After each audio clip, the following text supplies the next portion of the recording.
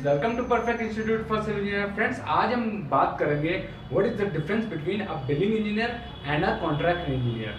Friends, billing engineer जो है एक पार्ट होता है क्वांटिटी सर्वेइंग का, जैसे हमने पहले भी डिस्कस किया है। डिपार्टमेंट्स होते हैं एस्टिमेशन, बिलिंग एंड कॉन्ट्रैक्ट्स।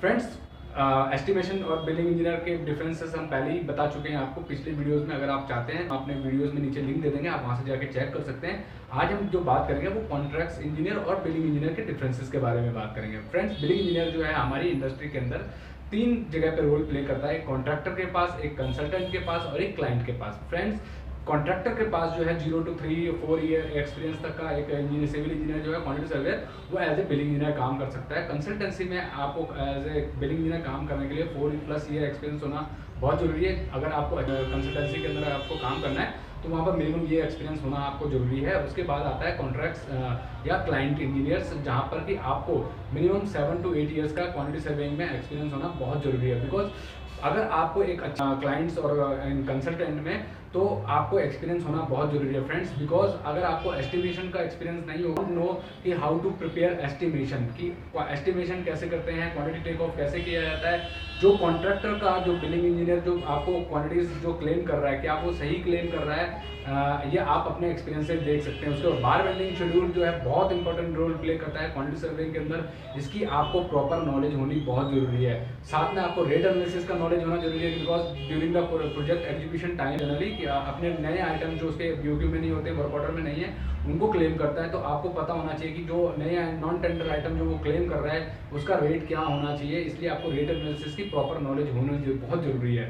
उसके बाद फ्रेंड्स, आपको आईएस कोड्स की नॉलेज होनी जरूरी है बिलिंग करने के लिए, बिकॉज आईएस कोड के बेसिस पे ही हम लोग डिडक्शंस वगैरह जो भी प्लास्टर में, शटरिंग में और पेंट्स में, अदर जो फिनिशिंग आइटम्स हैं वहाँ पर जो डिडक्शंस वगैरह करते हैं वो उसके बारे में नॉलेज मिलती है आईएस कोड से। प्लस में आपकी वेस्टेज जो होती है सीमेंट, स्टील और टाइल्स में, या अदर जो भी फिनिशिंग आइटम है, जो भी हमारे एग्जीक्यूशन आइटम होने हैं उनके बारे में आपको डिटेल्स वहीं से पता चलती है। क्या कोफिशिएंट लेने हैं, सब कुछ क्या लेना है, ये आईएस कोड से ही पता चलता है। और फ्रेंड्स, आपको लेबर कांस्टेंट का पता होना चाहिए, मटेरियल कांस्टेंट का पता होना चाहिए, ये आपको बेसिक नॉलेज होनी बहुत जरूरी है। अब बारी आती है फ्रेंड्स कॉन्ट्रैक्ट इंजीनियर की। फ्रेंड्स, कॉन्ट्रैक्ट डिपार्टमेंट जो है बेसिकली ये प्री टेंडरिंग फेज में या प्री कॉन्ट्रैक्ट फेज में हम लोग इसका रोल प्ले करते हैं। बट इसके लिए आपको एस्टिमेशन, बिलिंग की नॉलेज होनी बहुत जरूरी है। अगर आपको एस्टिमेशन और बिलिंग की नॉलेज नहीं होगी तो आप एज ए कॉन्ट्रैक्ट इंजीनियर अच्छे से काम नहीं कर सकते, बिकॉज कॉन्ट्रैक्ट इंजीनियर बनने के लिए आपको बिलिंग और एस्टिमेशन प्लस आपको डॉक्यूमेंट की नॉलेज भी होनी बहुत जरूरी है।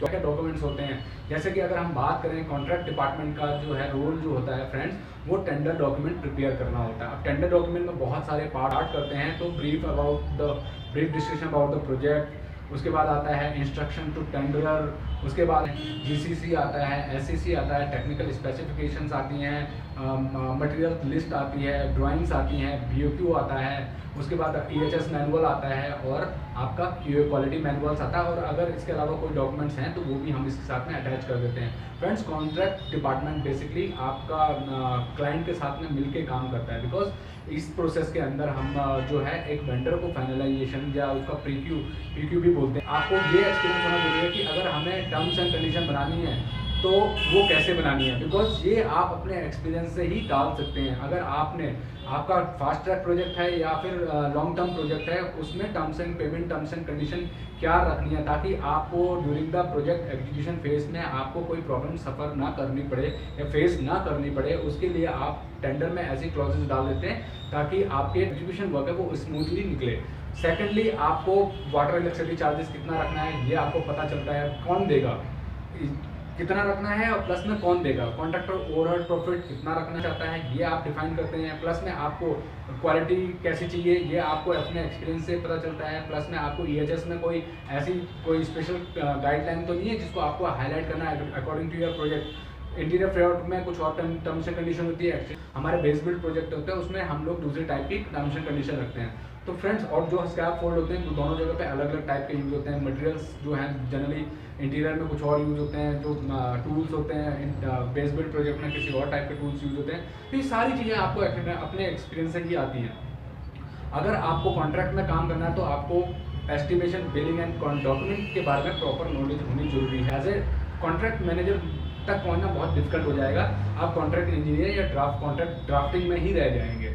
तो फ्रेंड्स ये था difference between billing engineer and a contract engineer. Hope ये वीडियो आपको अच्छा लगा हो। अगर आप जो है इस टाइप के और भी वीडियोस देखना चाहो प्लीज लाइक एंड सब्सक्राइब जरूर करें। परफेक्ट इंस्टीट्यूट जो है शॉर्ट टर्म कोर्सेज प्रोवाइड करता है फॉर टेक्निकल और नॉन टेक्निकल स्टूडेंट्स। आप हमारे शॉर्ट टर्म कोर्सेज के अंदर हमें ज्वाइन कर सकते हैं। We will assure you the quality which we have of our courses that is best in the industry. Thank you friends. Thanks for watching this video.